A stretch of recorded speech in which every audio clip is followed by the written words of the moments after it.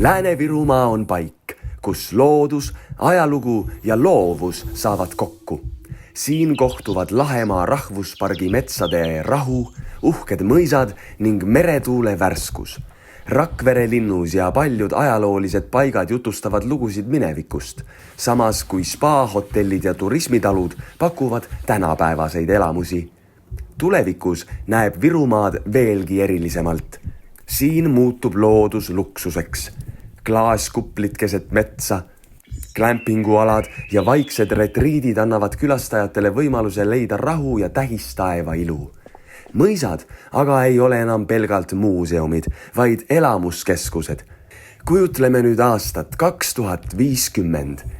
Turist Karl Robert saabub Tallinna lennujaama. Tal pole reisiraamatut, sest tema isiklik AI-assistent Virumaa on loonud talle täiusliku programmi.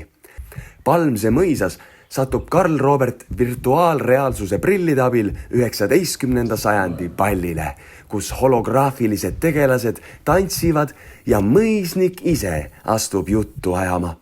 Lahemaa metsarajal räägivad linnulaulud nutiprillide kaudu sõnadeks muudetud lugusid ja järve kaldal ilmub nähtavale näkk, kes jutustab oma muistendi. Õhtusöögiks pakutakse Rakveres toitu, mida menüüs ei ole. Tema isiklikke maitseid arvestades loob kokk täiesti unikaalse roa. Kõrvale serveeritakse Virumaa käsitööõlut ja kohalikku vahuveini. Päeva lõpetab klaaskupliga glampingumaja, ta uinub metsavaikuse ja tähistaeva all, samal ajal kui AI jutustab talle tähtkujude lugusid. See on Lääne-Virumaa, koht, kus ajalugu, loodus ja tulevik kohtuvad.